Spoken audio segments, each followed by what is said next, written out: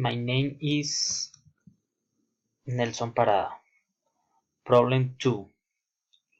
What should people do when it is sunny? People should protect themselves with sunscreen.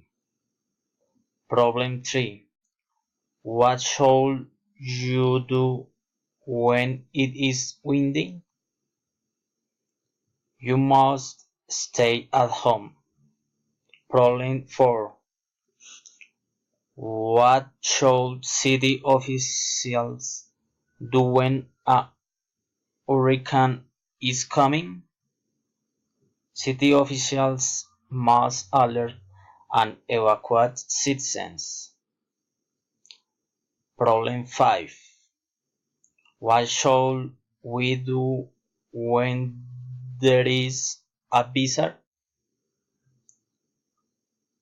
We must ensure doors and windows. Problem 6. What should schools do when it is extremely warm? Schools must activate air conditioners. Problem 7. What should they do when it is cold? People should be very warm.